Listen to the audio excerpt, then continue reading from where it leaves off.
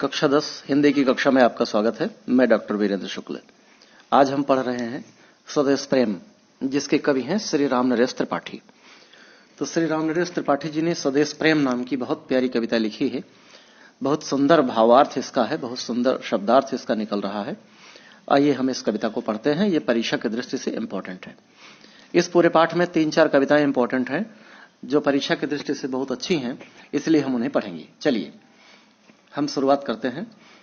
स्वदेश प्रेम, अपने देश के प्रति प्रेम। इसका अर्थ है स्वदेश प्रेम का मतलब है अपने देश के प्रति प्रेम।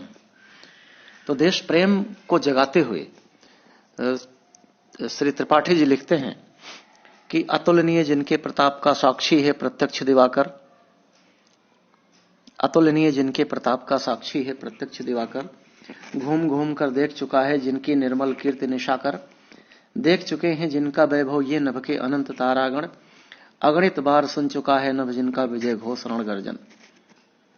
देश के पराक्रम, देश की वीरता का बखान करते हुए श्री राम नरेश त्रिपाठी जी लिखते हैं कि अतुलनीय जिनके प्रताप का साक्षी है प्रत्यक्ष दिवाकर।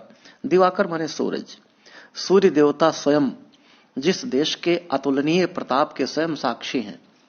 घूम घूम कर देख चुका है जिसकी निर्मल कीर्ति निशाकर, निशाकर माने चंद्रमा, चंद्रमा घूम घूम कर जिसकी निर्मल कीर्ति को कई कई बार देख चुका है।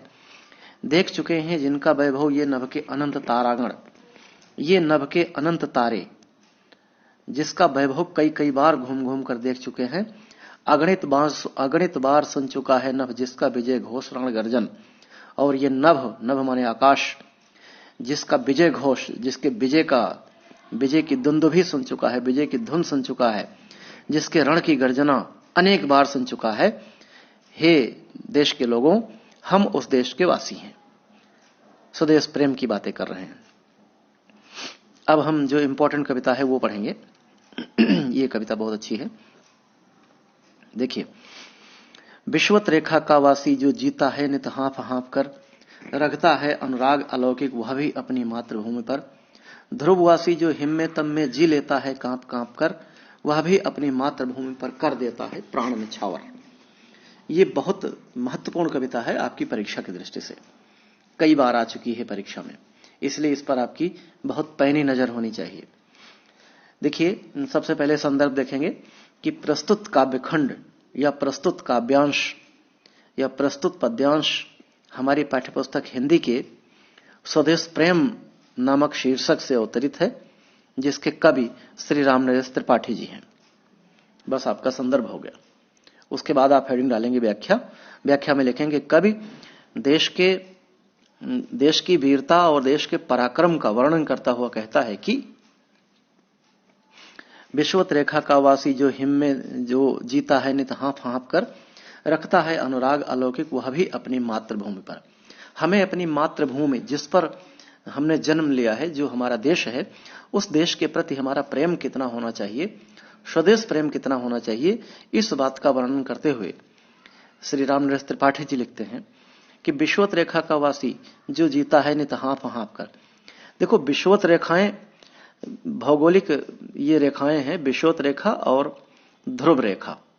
विश्वत रेखा माने जहां पर गर्मी बहुत पड़ती है, विश्वत रेखाओं पर गर्मी बहुत पड़ती है। तो विश्वत रेखा का वासी जो जीता है नित हाँफ हाँफ कर, विश्वत रेखीय प्रदेशों में रहने वाले लोग जो लगातार हाँफ हाँफ कर जिंदा रहते हैं, मतलब बहुत गर्मी पड़ती है, शरीर से बहुत काले हो जाते हैं वो लोग।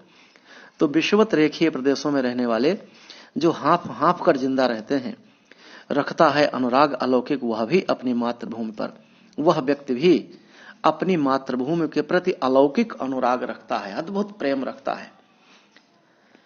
तो कब ये कहना चाहता है कि हे भारत के लोगों, अपनी मातृभूमि से, अपने देश से प्रेम करना सीखो, क्योंकि जो लोग विषुवतीय प्रदेशों में रहते हैं जहां बहुत गर्मी पड़ती है, वो हाँफ हाँफ कर जीते हैं, लेकिन अपनी मातृभूमि के प्रति उनका लगाव अटूट है।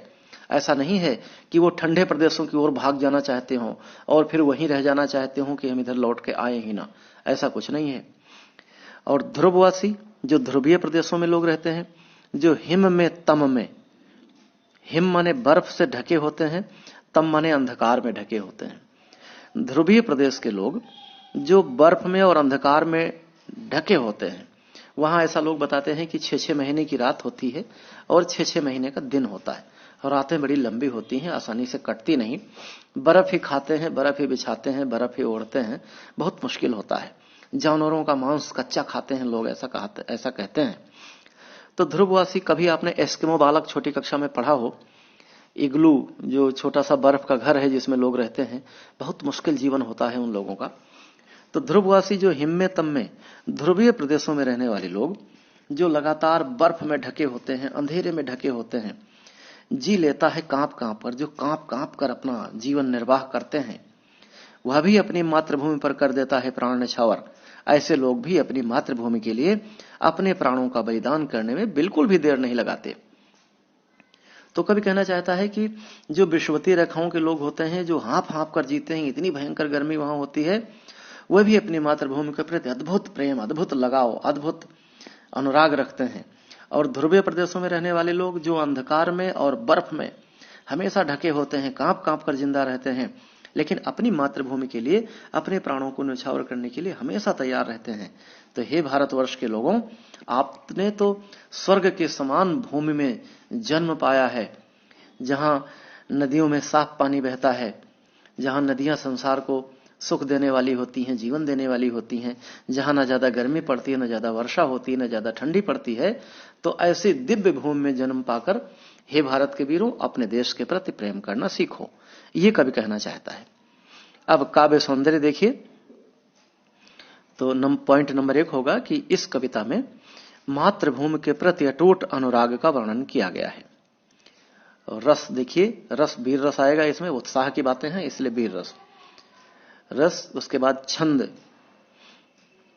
छंद इसमें छंद मुक्त छंद लिख दीजिए। और अलंकार, अलंकार एक तो अनुप्रास लिख दीजिए, और कुछ दिख रहा हो तो ध्रुववासी जो हिम्मे तम्मे, और कुछ दिख नहीं रहा है, अनुप्रास ही लिख दीजिए। और भाषा हो गई खड़ी बोली, और रस हो गया प्रसाद। बस ये कविता पूरी हो गई। अब एक और देखते हैं, बहुत अच्छी कविता है। तुम तो हे प्रिय बंधु स्वर्ग सी सुकल सखत विभवों की आकर, धरा शिरोमणि मातृभूमि में धन्य हुए हो जीवन पाकर। जिसका जल अन्न ग्रहण कर बड़े हुए लेकर जिसकी रज, तन रहते कैसे तज दोगे उसको हे वीरों के वंशज। बहुत अच्छी बात कर रहे हैं कि हे प्रिय बंधु,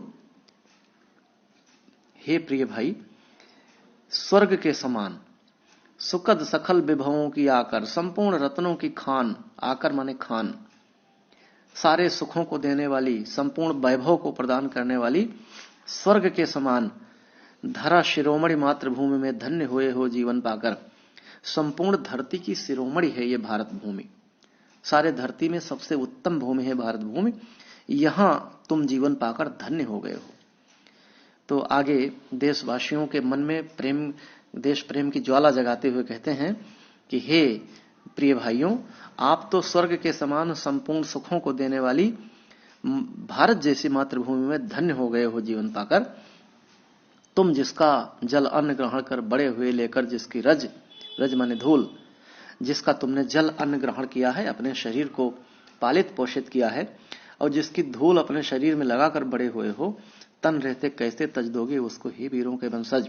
हे वीरों के वंशज, हमारे वंशज, हमारे पूर्वज महावीर थे, महान वीरों की परंपरा के हम लोग हैं, उनके वंश में हमारा जन्म हुआ है। जब तक हमारा शरीर है तब तक हमें वीरता के भाव को नहीं छोड़ना है।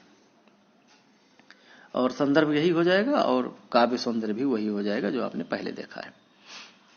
अब जो सबसे बहुत अच्छी कविता है वो ये है कि निर्भय स्वागत करो मृत्यु का। ये वाली कविता बहुत इंपॉर्टेंट है कि निर्भय स्वागत करो मृत्यु का, मृत्यु है एक विश्राम स्थल, जीव जहां से फिर चलता है धारण कर नव जीवन संबल। मृत्यु एक सरिता है जिसमें श्रम से कातर जीव नहाकर फिर नूतन धारण करता है काया रूपी वस्त्र बहाकर। बहुत दर्शन की बातें, दार्शनिकता की बातें करते हुए रामनरेश त्रिपाठी जी लिखते हैं कि निर्भय स्वागत करो मृत्यु का, मृत्यु है एक विश्राम स्थल, कि हे देशवासियों, अगर मृत्यु आ जाए तो मृत्यु तो अनिवार्य सत्य है, उससे बचा नहीं जा सकता। जन्म भी निश्चित है और मृत्यु भी निश्चित है। तो निर्भय होकर मृत्यु का स्वागत करो। मृत्यु एक विश्राम स्थल की तरह है। जीव जहां से फिर चलता है, धारण करनो जीवन संबल। मृत्यु के बाद जीव एक बार फिर नया जीवन लेकर फिर से चल पड़ता है। नया संबल, नई ताकत, नया बल, नई उमंग लेकर एक बार फिर जीव निकलता है। मृत्यु एक सरिता है जिसमें श्रम से कातर जीव नहाकर।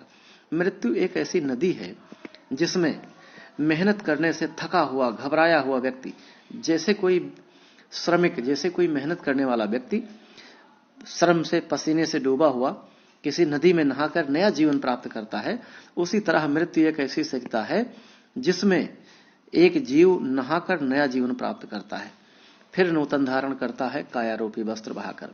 और जैसे कोई अपना फटा पुराना वस्त्र त्याग देता है, नया वस्त्र धारण कर लेता है, ठीक उसी तरह जीव अपना शरीर रूपी वस्त्र त्याग कर नया शरीर रूपी वस्त्र पहन लेता है।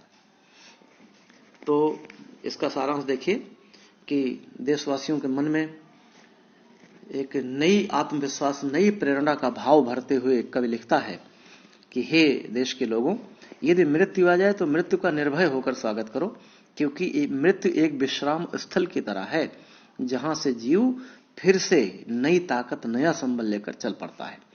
मृत्यु एक ऐसी नदी है, एक ऐसी नदी है जिसमें श्रम से परेशान कोई जीव नहा लेता है और अपने पुराने कायारूपी वस्त्रों को छोड़कर नए कायारूपी वस्त्र धारण कर लेता है। अर्थात मृत्यु एक ऐसी नदी है जिसमें लोग नहाकर अपना पुराना शरीर त्याग कर नया शरीर धारण कर लेते हैं। गीता में भगवान श्री कृष्ण ने स्वयं कहा है कि वांसांस जीर्णानि यथा विहाय नवानि गृहणाति नरोपराणि तथा शरीराणि विहाय जीर्णा नय्यानि संयाति नवानि देहि। इसी श्लोक का हिंदी अर्थ यहां रामनरेश त्रिपाठी जी ने बड़े सुंदर शब्दों में हिंदी में प्रस्तुत किया है, तो इसको आप तैयार कर लेना, ये परीक्षा की दृष्टि से बहुत महत्वपूर्ण है। काव्य सौंदर्य जो पहली पंक्ति में था, पहली कविता में था, बिल्कुल वही है। तो इस तरह से हमने रामनरेश त्रिपाठी जी को पढ़ लिया है और इनकी 3-4 कविताएं जो बहुत महत्वपूर्ण है वो मैंने आपको पढ़ा दी हैं।